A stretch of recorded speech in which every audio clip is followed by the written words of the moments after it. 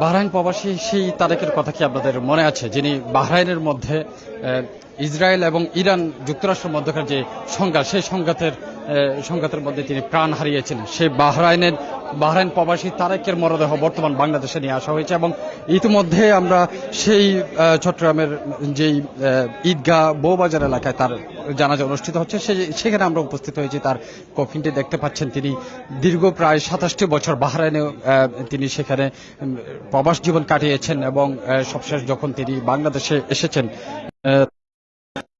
এবং আপনারা জানেন যে এই বাহরাইন প্রবাসী তারেক তিনি মূলত তার গ্রামের বাড়ি হচ্ছে সন্দ্বীপ এলাকায় এবং সন্দ্বীপে তার পরিবার ছিল এবং পরবর্তীতে তারা এই ঈদগাহ এলাকায় তারা এখানে বসতি করেছেন এবং তার পুরো ফ্যামিলি কিন্তু এখানে বসবাস করছেন।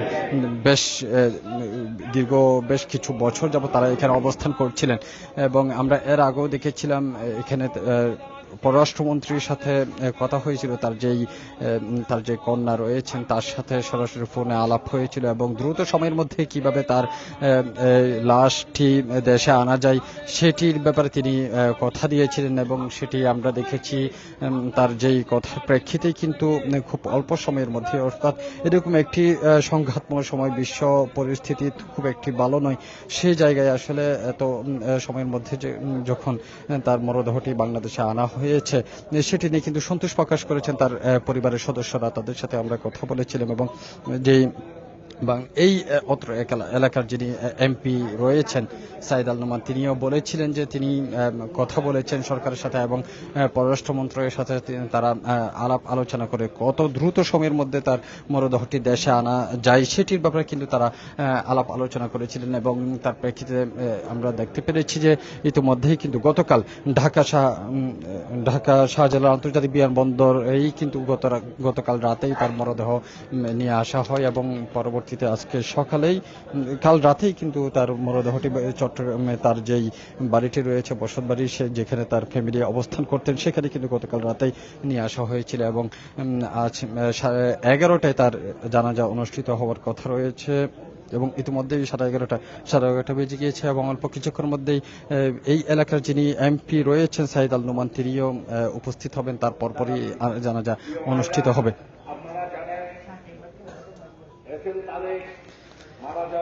আমরা সেই জানাজাটি সরাসরি দেখানোর চেষ্টা করব। এখানে আমরা দেখতে পাচ্ছি অত্র এলাকার যে সকল মানুষজন আছেন তারা কিন্তু উপস্থিত হয়েছেন। যেই মসজিদটি রয়েছে মসজিদের সামনেই কিন্তু অবস্থান করছেন এলাকাবাসী এবং তার আত্মীয় স্বজনরা সবাই এসেছেন। পরিবারের সদস্যরা এসেছেন সন্দ্বীপ থেকে, বেশ কিছু তার আত্মীয় স্বজন মানুষজন তারা এখানে এসেছেন। অল্প কিছুক্ষণের মধ্যেই এখানে জানাজা অনুষ্ঠিত হবে, তারপরে কিন্তু তাকে এখানে কবরস্থ করা হবে।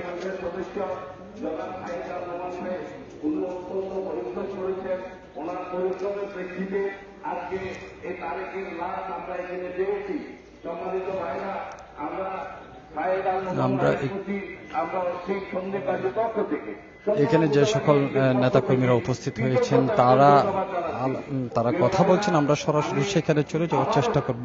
তারা কি বলছেন সেই কথাগুলো শোনানোর চেষ্টা করব। তার আত্মীয় স্বজন থেকে শুরু করে রাজনীতিবিদরা এখানে উপস্থিত আছেন। আমরা সরাসরি যাচ্ছি সেখানে।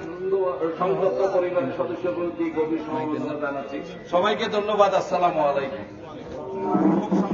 সংক্ষেপে এখন আমাদের বাংলাদেশ জামাত ইসলামী চট্টগ্রাম মহানগরীর আমির মহোদয় এখানে আসছেন, ওনাকে খুব সংক্ষেপে কিছু বলার জন্য জনাব নজরুল ইসলাম।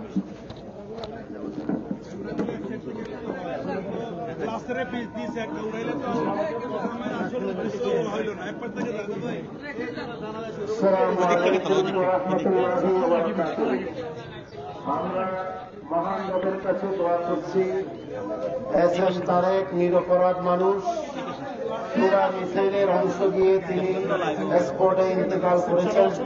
আল্লাহ তাকে শাহাদাতের মর্যাদা নসিব করুন, তাকে শাহাদাতের উচ্চ মর্যাদা দান করুন, তার কবরকে জান্নাতের বাগিচায় পরিণত করে দিন। তার একমাত্র মেয়ে ইন্টার পড়ুয়া, দীর্ঘদিন বিয়ের পরে হয়েছে, সেই মেয়েটা এখন বড় অসহায়, তাই সেই মেয়ের জন্য দোয়া করবেন। তার স্ত্রী খুব কম বয়সী বিধবা হয়েছেন, তার জন্য দোয়া করবেন। আল্লাহ মেয়ে স্ত্রী সহ পরিবার পরিজনকে সবরে জমিল নসিব করুন। সবশেষে আমাদের বেশি দোয়া করতে হবে। আল্লাহ আমাদের মুসলিম বিশ্বে সম্পদ দিয়েছেন, প্রাকৃতিক সম্পদ দিয়েছেন, খনিজ সম্পদ দিয়েছেন, তেল সম্পদ দিয়েছেন, আমাদের কর্মঠ জনশক্তি দিয়েছেন, কিন্তু একটা জিনিস আমরা সঠিকভাবে পাইনি, সেটা হচ্ছে আল্লাহকে ভয় করা নেতৃত্ব। আল্লাহকে ভয় করা নেতৃত্ব না পাওয়ার কারণে পরিণত হয়েছে। আর আজকে নিরপরাধ মানুষগুলো সেই কারণেই মারা যাচ্ছে। আল্লাহ আমাদেরকে প্রণালীগুলো দিয়েছেন, বিশ্বের প্রণালী না হলে বিশ্বের সামুদ্রিক যোগাযোগ করা যায় না। এত সম্পদ পাওয়া সত্ত্বেও, এত সুযোগ সুবিধা আল্লাহ দেওয়া সত্ত্বেও আমরা যদি সকলে মিলে আমাদের দেশে আল্লাহকে ভয় করে, কোন পরাশক্তির দালালি করে না, এইরকম নেতৃত্ব যদি কায়েম করতে পারি, তাহলে আমরা মাথা উঁচু করে একসাথে সবাই দাঁড়াতে পারবো এবং ওআইসির মাধ্যমে আমরা দেশ বিদেশে বিশ্বে একটি প্রভাব সৃষ্টি করতে পারবো। আল্লাহ আমাদেরকে সেই রকম নেতৃত্ব নসিব করুন। আমিন। ওয়া আখিরু দাওয়ানা আলহামদুলিল্লাহি রাব্বিল আলামিন। আসসালামু আলাইকুম। আমরা সবাই যারা বাইরে সবাই দাঁড়াই দর্শক, এতক্ষণ কথা বলছিলেন জামায়াত মহানগরের আমির। তিনি বলছিলেন আসলে অল্প সময়ের মধ্যে তার স্ত্রীর বিধবা হওয়া এবং তার কন্যার এতিম হওয়া, সেটি আসলে খুবই দুঃখজনক এবং সবার কাছে তিনি দোয়া প্রার্থনা করেছেন। এবং কিছুক্ষণের মধ্যেই এখানে তার জানাজাটিও শুরু হবে, আমরা সেটি দেখানোর চেষ্টা করছি।